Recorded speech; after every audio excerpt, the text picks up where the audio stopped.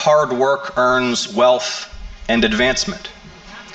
But for too many, the treadmill gets faster and steeper. Georgians work harder and harder, but the bills get higher and higher. More annoyed. "I will not trade a marshal for a lieutenant," was Stalin's response. So Yakov, let's remember, his own son, remained in German custody, and at the Sachsenhausen concentration camp in 1943, he died. The camp record stated that he'd been shot while trying to escape, but more recent research suggests otherwise. It's believed Yakov may have intentionally electrocuted himself on a fence. It was another suicide attempt, and this time it was successful. On hearing of his death, Stalin reportedly had a change of heart about his son and said that Yakov was a real man. Fate treated him unjustly. It could be argued that it was Yakov's father, rather than fate, who had treated him unjustly. But Stalin's callousness towards his own family and his general misogyny were not really so surprising. He was consistently brutal to everyone. Any Soviet soldier accused of treason or treachery would be sent to the gulags, and many would not return. Millions of people died, either as an indirect result of Stalin's policies or under Stalin's direct orders. So Stalin may well have been a cold-hearted murderer, but when it came to his own family, at least, he wasn't a hypocrite. He'd condemn his own child to death as quickly as he would anyone else's. But let's not forget who we're dealing with here. This is Stalin, and as we know, Stalin was a strange and contradictory person. In many ways, he actually was indeed a hypocrite. Under Stalin, the Soviet Union obsessively rooted out Western influences. For Russian artists, this meant real danger. The composers Prokofiev and Shostakovich were both persecuted for their apparent Western leanings, even though this accusation didn't really make much sense in practice. For ethnic minorities, the situation was far worse. Ethnic Poles, Germans, Latvians and Finns were treated with suspicion, as their language and cultural customs were deemed too Western and antithetical to Russian hegemony in the Soviet Union.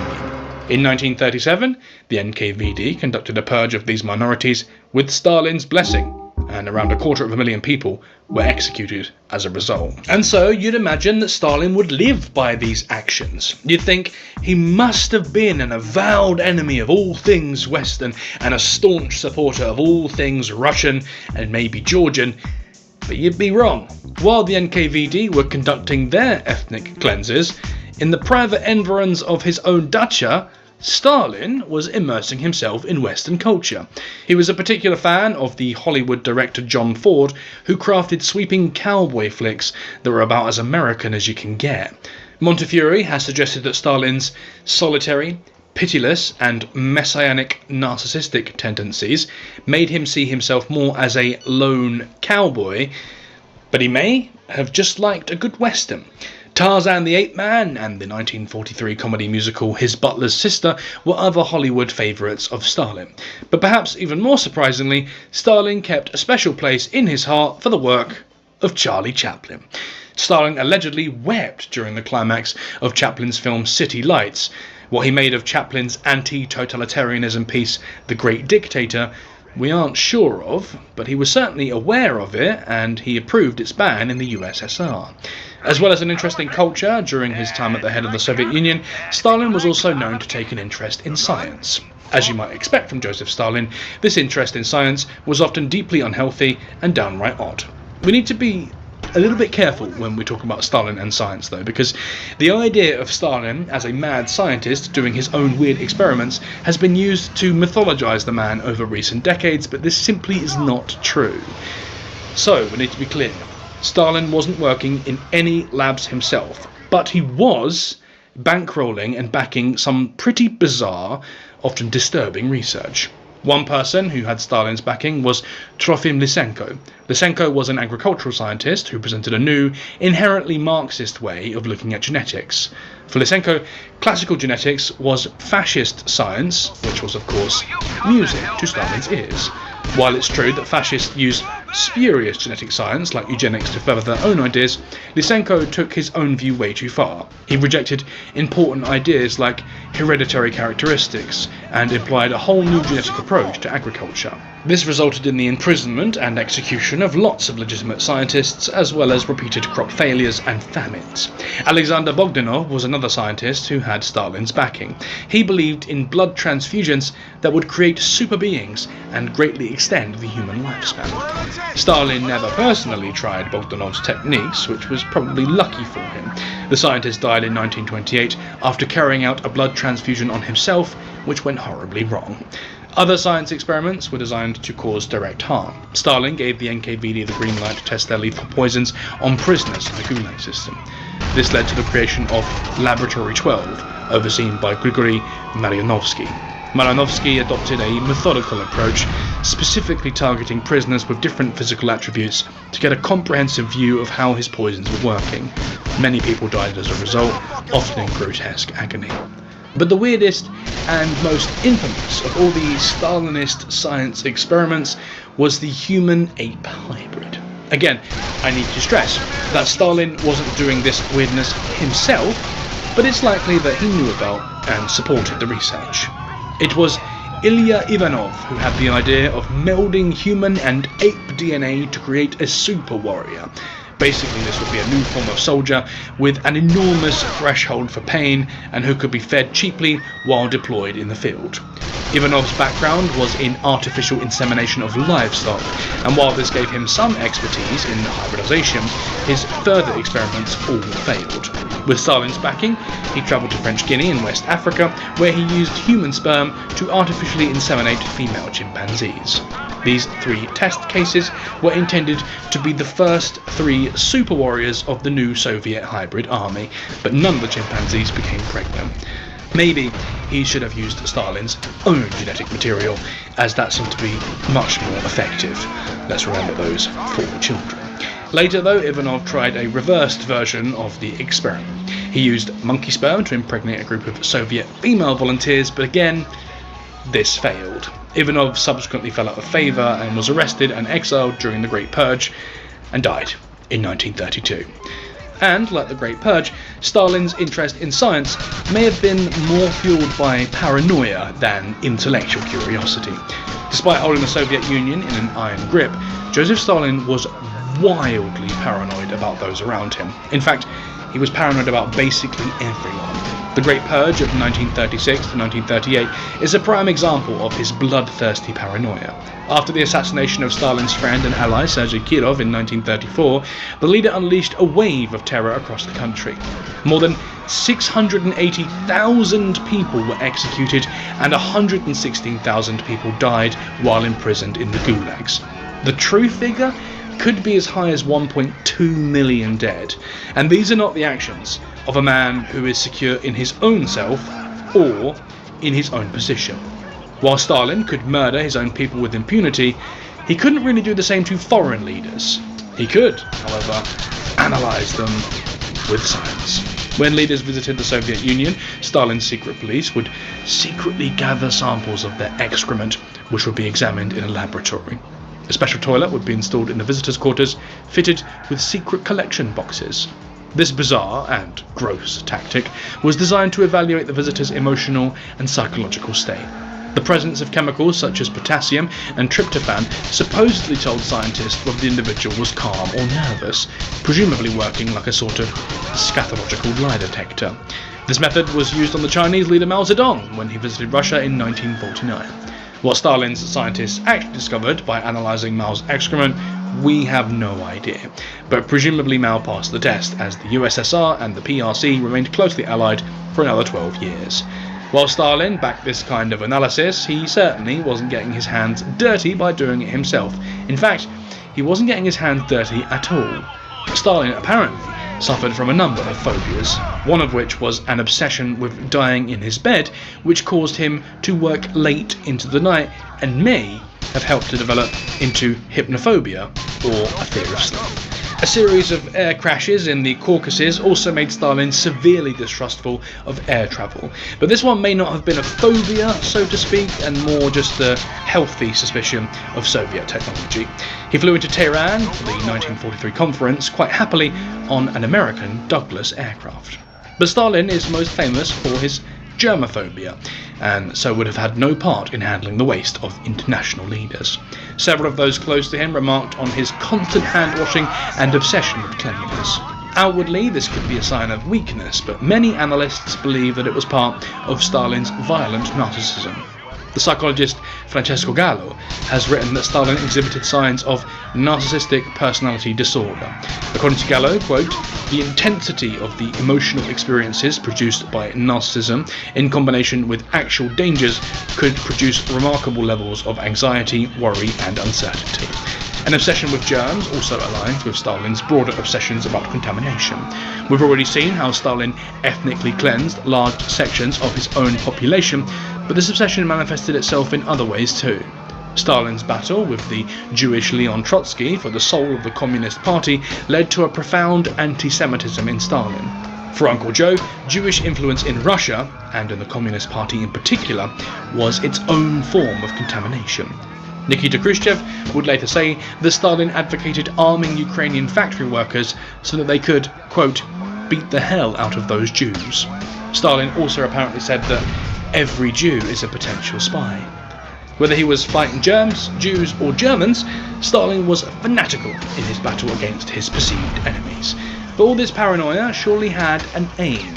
It was designed to keep him alive and to keep him in power, but in fact, it ended up achieving the opposite. It ended up being his undoing, as it brought him into conflict with the one man who could bring Stalin down, and that was, of course, Stalin himself.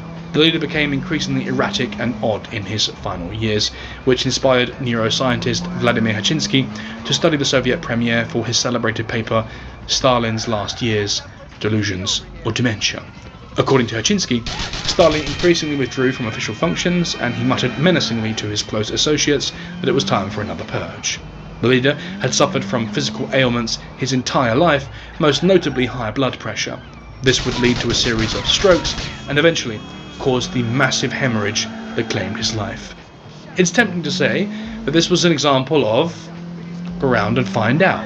Let's remember, Stalin had hundreds of doctors imprisoned and tortured in the years leading up to his death, including at least 9 of the highest-ranking Kremlin doctors. Surely, these could have saved him. But in truth, Stalin probably wasn't listening to these doctors anyway.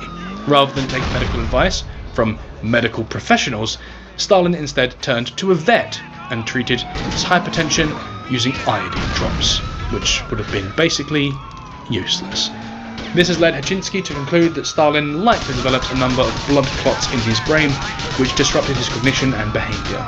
In Hachinsky's own words, the most plausible explanation of Stalin's late behaviour is the dimming of a superior intellect and the unleashing of a paranoid personality by a multi-infarct state.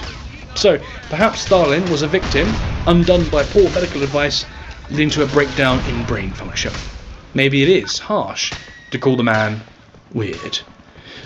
Nope, we can't just excuse Stalin's behaviour quite so easily. This was a man who, right from the very beginning, showed himself to be obsessive, narcissistic, and completely without empathy. From abandoning a series of children to preying upon teenage girls, and from bankrolling mad science projects to coercing married women into sleeping with him against their will, Stalin was about as close as we can get to the tabloid expression of vile monster. So yes, there are many words we can use to describe Stalin, like murderer, for example, or tyrannical megalomaniac. And in this light, a word like weird seems like a pretty minor way to refer to a man who quite literally killed millions of people. But two things can be true at the same time. Stalin was a ruthless, narcissistic predator, and he was a seriously odd guy.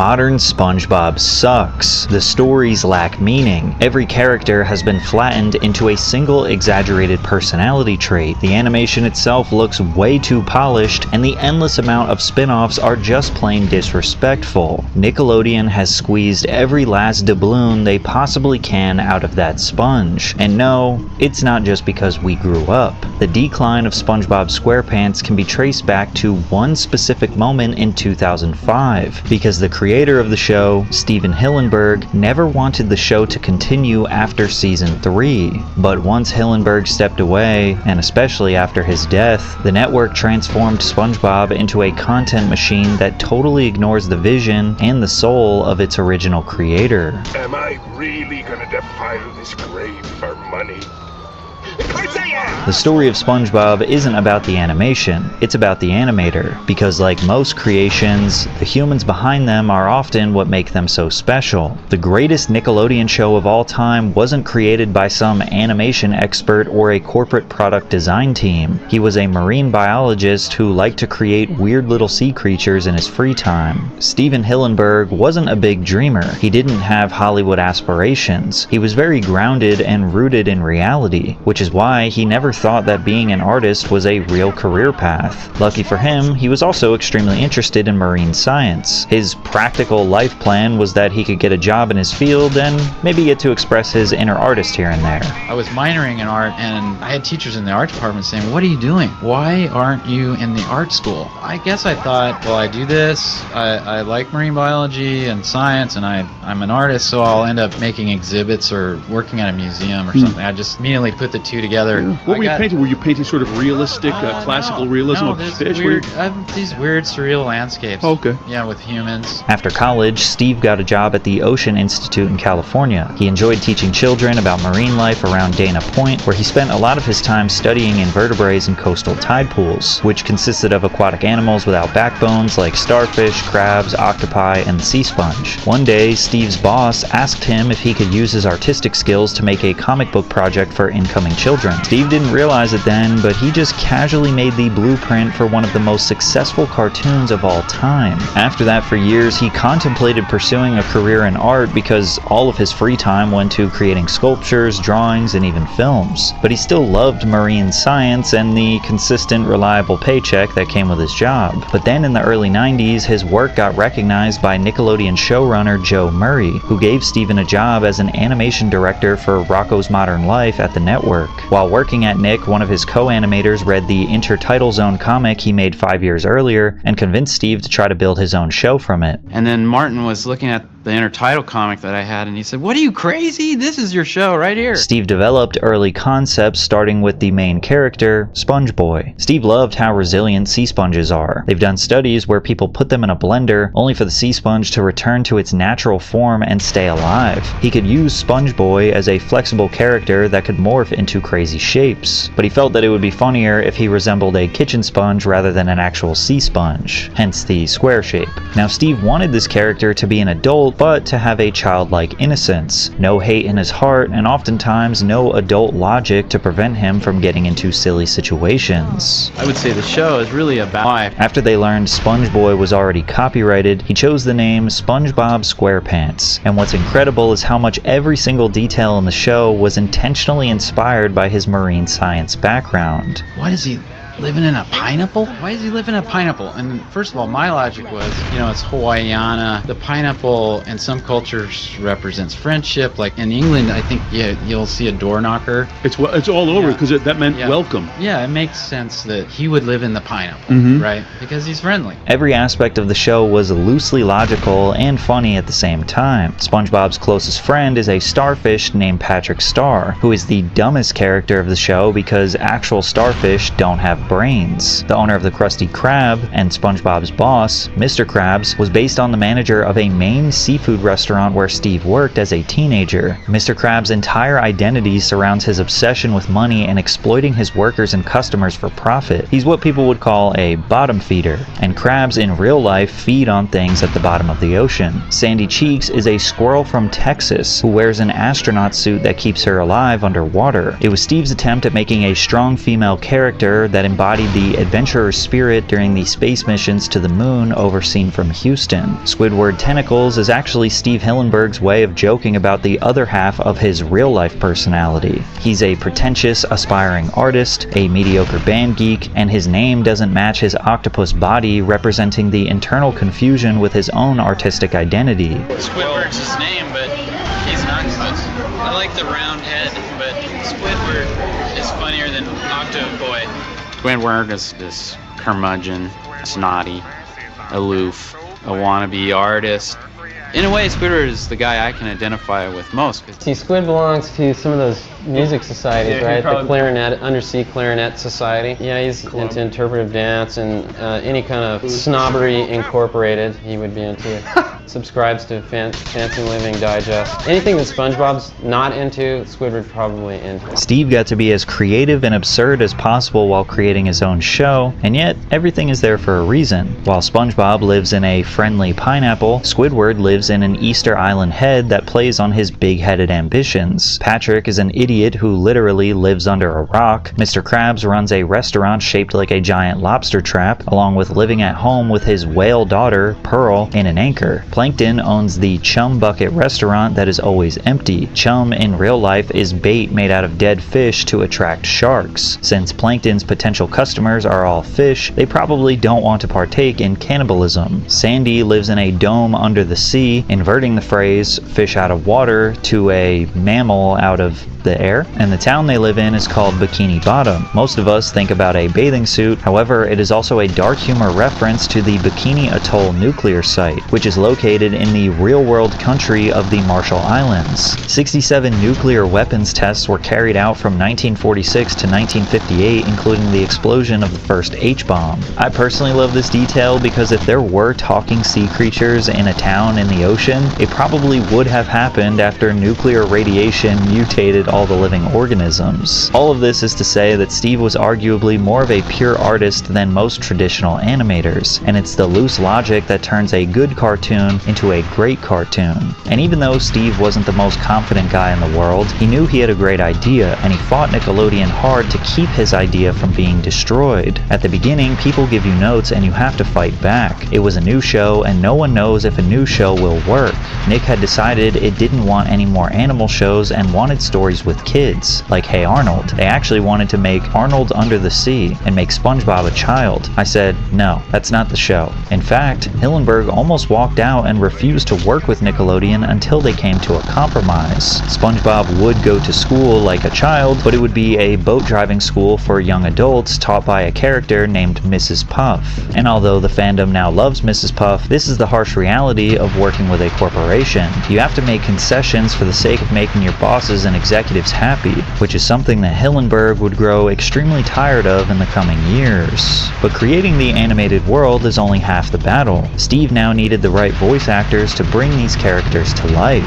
He chose Tom Kenny, who voiced Heifer in Rocko's Modern Life, for SpongeBob's voice. Tom later admitted that SpongeBob's high-pitched voice was inspired by a real-life little person who was angry about being typecast as an elf. There was one guy at the audition, he was, in a different part of the corridor, and he was hanging with a couple of his buds, and just the most bitter, ticked-off little person in an elf outfit you've ever seen. So this is the only, if it wasn't for the Christmas shit, I wouldn't fucking work. This is the only time of the year that I work. It pisses me off. It's like, I'm glad to have it, knock on wood, but motherfucker, it's like... And I was just like, wow. And I told Steve Hillenburg that story. Years go by. And he remembered that story. I'd totally even forgotten the story because it was something that happened to you on a day, and then you tell people that you run into that day, and then you kind of forget about it. And he said, remember that guy? So that's kind of where SpongeBob came from, sort of like a munchkin, like a... without the negativity. Tom was the perfect voice for the role, and Hillenburg somehow managed to assemble a ton of underrated voice actors who gave each character an iconic vocal identity. To play Plankton, kaboom! Larry, the lobster. Hey, I also play Fred. My leg! No, never! I'm on Team Krabs for life. A team? Pick me! We're out of Krabby Patties right now. Well, Plankton, like a reheated Krabby Patty, you've been foiled again. I'll have 2 Krabby Patties, extra ketchup, extra mustard, and hold the mayo. Prioritizing the art style over traditional storytelling, filling the cast with bizarre characters, and making the tone intentionally chaotic sounded like a disaster for a new kids show. To Nickelodeon executives, SpongeBob probably looked less like the future of children's television and more like an unmarketable experiment. But Steve didn't care. I was definitely interested in making a world that was different to anything on the air and to what had existed before. It was also SquarePants' universe was the result of one guy's deeply personal creative vision, which ironically was about to make these corporate suits filthy rich. In 1999, SpongeBob SquarePants debuted on Nickelodeon and was an instant success. The pilot was called Help Wanted, along with 2 other sister episodes or episodes within an episode called Reef Blower and Tea at the Tree Dome. And right away, it was clear that the show wasn't following the traditional rules of another animated series. For starters, Steve chose to introduce Bikini Bottom in a French accent. The reason behind the voice came from a French oceanographer, Jacques Cousteau, who was the first person on TV to inspire Hillenburg to be a marine biologist. Here we see Bikini Bottom, teeming with life,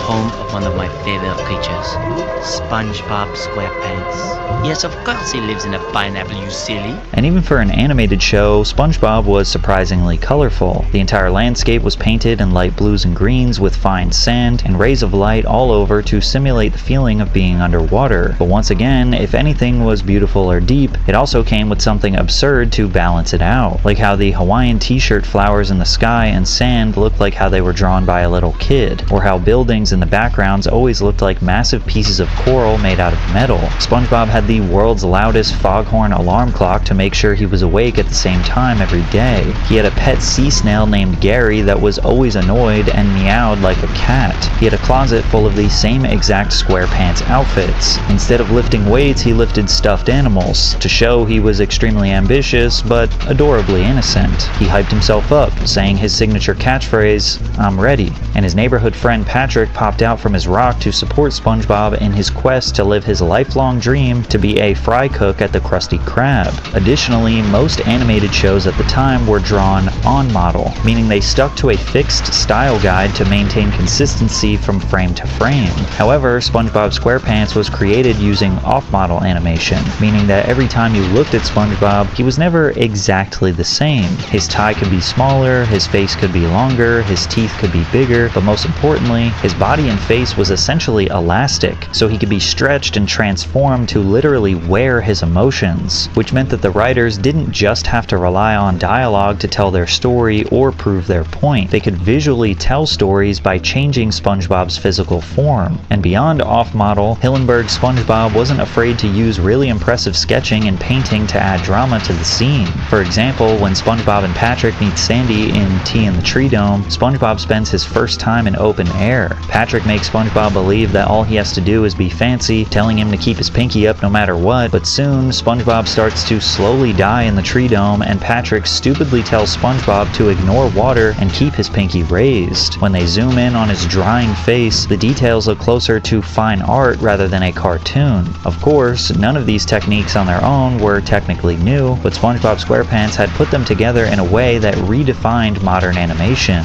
The highly detailed close-ups made for often uncomfortable and sometimes gross situations. But to take it even further than that, Hillenburg's team also had no trouble using real-life people as plot devices whenever they thought it was ridiculously funny. In a Season 2 Christmas special called Christmas Who, we're introduced to Tom Kenny dressed in a pirate's costume named Patchy the Pirate, with a parrot puppet named Potty. He'd be depicted as SpongeBob's #1 fan and become a major host in any SpongeBob specials. Or another strange episode where a man dressed up in a gorilla costume pops into frame, tries to kill Sandy and Patrick, rips SpongeBob in half, and gave nightmares to children around the world. Best kid show ever. As if it couldn't get any better, the stories and character dynamics were damn near perfect. Initially, it seems like everyone in Bikini Bottom sees SpongeBob as a fool or pitiful man-child. Characters like Squidward, Mr. Krabs, and Plankton see his hopeful perspective as a weakness and try to exploit it for their own personal gain. But to Hillenburg, he said the the premise for the show is that innocence prevails, which I don't think it always does in real life. And this is demonstrated constantly with his interactions with Squidward, with the first being jellyfishing, where SpongeBob and Patrick invite Squidward to catch jellyfish in jellyfish fields. Not only does he deny the invite, but he is a sarcastic jerk about it, which results in him getting hunted down by a jellyfish, stung, and then riding his bike off a cliff, which leaves him temporarily paralyzed. SpongeBob, who has no hate in his heart, realizes that Squidward needs help and decides to take care of him. From there, they take him jellyfishing to show him how much fun he is missing out on. Squidward seeks revenge on the jellyfish, only for him to get stung by a massive jellyfish that injures him even more. Basically, every time he has a cynical outlook or bad intentions, he pays for it by getting hurt. It was hilarious and sticks to Steve's message that innocence prevails. SpongeBob was never supposed to be dumb or foolish. He just has so much faith in the world around him that it creates new adventures and challenges. Hillenburg said, "SpongeBob is a complete innocent, not an idiot. SpongeBob never fully realizes how stupid Patrick is. They're whipping themselves up into situations. That's always where the humor comes from." Hillenburg also wrote the show so that any character could be a foil character, which is a character who highlights the traits of another character through contrast or comparison. Sandy showed SpongeBob's lack of strength with karate. Mrs. Puff showed that he can study, but lacks the mental maturity and patience to actually drive. Mr. Krabs showed his lack of greed, and Plankton showed his lack of evil. But just when you think these characters are extremely predictable, Hillenburg always found a way to give them some depth, because in real life, we're not just one emotion, or one character trait, like how he portrayed Squidward in the 5th episode of Season 1 called Pizza Delivery. Mr. Krabs decides that the Krusty Krab should enter the pizza delivery service, and SpongeBob and Squidward have to personally deliver to the first customer, but they get lost and have to do this long brutal journey on foot. Squidward is grumpy and annoyed like usual, but they eventually make it. Unfortunately, the customer refuses to pay because the delivery took too long and they forgot his drink. SpongeBob cries, feeling like a failure, and instead of siding with the customer, Squidward defends SpongeBob, taking the pizza to the ungrateful customer and smashing it into his face. Suddenly, all of us realize that Squidward was one of the most misunderstood characters. Maybe SpongeBob annoyed him all the time, but he wasn't gonna let some jerk disrespect his coworker. It established this kind of older brother, younger brother dynamic where Squidward low-key cares about SpongeBob, but is constantly annoyed by his antics to show it. But the greatest part about SpongeBob SquarePants was that the team somehow figured out a way to make this show appeal to kids and their parents. Kids enjoyed the silly physical comedy and songs like the Fun Song or Jellyfish Rave, and adults were able to laugh at the low-key inappropriate jokes that would never exist on kids' TV today. That's it! Patrick, your genius is showing. Where? I feel like a big jerk. I guess you're gonna miss the panty raid. Panty raid? You're talking about girls, right? Girls? Yeah. And you're talking about raiding their dressers for their underpants, right? Oh yeah. Give us some credit, old man. We're panty professionals. We score here all the time.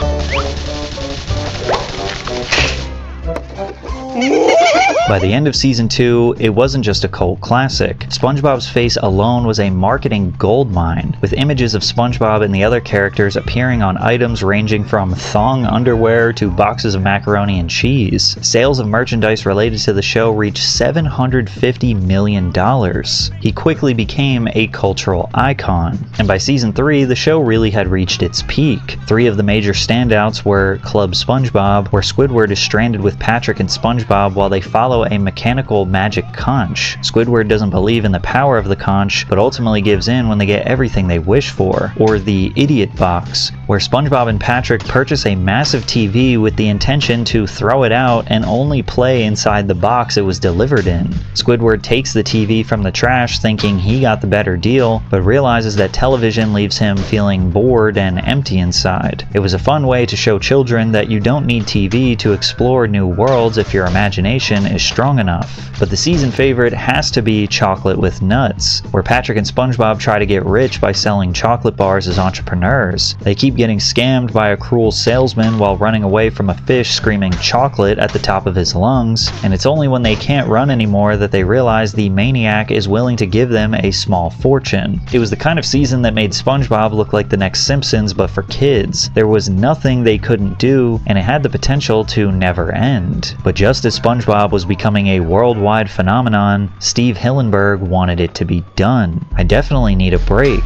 Hillenburg told The Times. "I want to try something new. I think the network wants to make a SpongeBob movie. I also want to make a movie. I wouldn't want to try and work on the series concurrently with the film." At that point, Steve was gearing up for the SpongeBob movie to be the conclusion of the show, and everyone started losing their damn minds. A longtime crew member, Kenny Pittenger, said, "Many people were astonished when SpongeBob ended after the 3rd season. It's at the height of its popularity, but it's so funny. Aren't you guys getting great ratings? Has Steve gone crazy?" Steve had several reasons for ending it when he did, but even though I don't know any of the specifics, the movie undoubtedly factored into his decision. Steve said he was going to end the show after the 3rd season so the show wouldn't jump the shark. The show was such a cash cow for the station that it couldn't afford to. Steve was able to leave and still gets a cut of the merchandising, so I'm happy for him. Hillenburg always approached this show as an artist with a story to tell. He made enough money, he was set for life, and now that the story was over, it was time to move on and create new things. But as we all know, corporations don't care about art, and even if Steve was going to walk away, Nickelodeon was never remotely considering actually canceling SpongeBob SquarePants. So instead of it ending on a high note, SpongeBob would slowly become an example of what happens when a corporation takes a piece of art and milks it dry until it becomes an unrecognizable shell of what it once was. According to everyone working on the SpongeBob movie, the process behind making it was one of the most challenging periods of their lives. Even crew members like Eric Weiss, who had left the show to work on cult classics like Samurai Jack and Danny Phantom, returned to make sure it was a success. "I always wanted to be a feature animator, and the movie felt like I was on the character animation end. It was a blast. It felt like coming home. We saw how stressed Steve and Derek were, so we wanted to work hard for them. We all felt like we had some ownership of SpongeBob, like we were a family that helped raise him. We loved the little guy. Those cartoonists are my buddies, and I wanted to put in all the extra effort I could for them. Seeing SpongeBob on the big screen, wow, that was huge. It was quite a journey." And looking back, the SpongeBob SquarePants movie did seem like a decent way to finish a classic series that showed experimental kids animation at its peak. SpongeBob became the manager of the Krusty Krab 2. He won the respect of his peers as a young adult while still embracing his inner childlike creativity, and Plankton was sent to prison for his countless crimes. And even better, the movie included all of the classic devices that made the show so special, with live-action cameos, songs, and adult jokes that made it feel more like the longest episode ever rather than a film. She's Birdie, SpongeBob.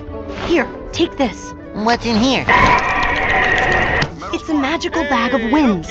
I stole them from my father. You're hot! But again, Nickelodeon had no intentions on ending the show, and it seemed like they were low-key grooming animator Paul Tibbitt to be the next Steve Hillenburg. Paul said, "I was wrapping up on the movie and the network wanted to do more shows." Steve said, "No, I want to finish the movie," and he wasn't even sure if he wanted to go back to the show. He felt he'd done what he set out to accomplish, and he wanted to take a step back and try something different. "I had sort of been training to take over the job. After we finished writing the last season, they kept me around because they had a couple of things in mind. Originally, they were going to do a couple of specials after the 3rd season. I was shadowing Steve and Derek, and I got to go to a lot of the records and editing sessions, so I'd been training to do that job, not knowing it would be for SpongeBob. They just wanted to keep me around in case something popped up. But when we were working on the movie, they came in one day and said, 'We want to make more episodes, but Steve doesn't want to.' And I said, 'I'll do it.' They came back the next day and said, 'Are you serious?' I said, 'Sure.' It was just being in the right place at the right time. And many fans interpret this as the exact moment that SpongeBob was stolen from Steven Hillenburg. But the harsh truth is that Hillenburg lost control over the SpongeBob IP the second he sold it to Nickelodeon. That might not make it right, but that's just how the business has worked for decades. The artist creates the show, they get a cut of the merch and rerun earnings, and if they're really lucky, they might be able to maintain creative control while it's running. Steve knew this, and given that SpongeBob was so massively popular, he had a hard choice to make. Either he could be trapped in the writer's room for all eternity and maintain control of his story, or he could let go of the day-to-day operations and do what makes him happy. After I did the movie, Paul came in and basically has been running the show, kind of in my shoes. Did you just need a rest at that point, you think? I felt like it's time for new blood. I think it's good to change things up to keep it fresh. And while Steve would remain as an executive producer of the show after season 3, his role went from being the guy making sure that every single aspect of the show was perfect to someone who just kind of oversees and gives his opinion after the episodes are complete, and the team can consider his thoughts if they want to, but realistically they don't have to listen to him. And Steve's absence from the day-to-day grind was extremely noticeable as soon as season 4 aired. The downfall of SpongeBob SquarePants had officially begun. At its best, SpongeBob season 4 was rated a point or two lower than every episode from seasons 1 through 3. At its worst, it was getting massacred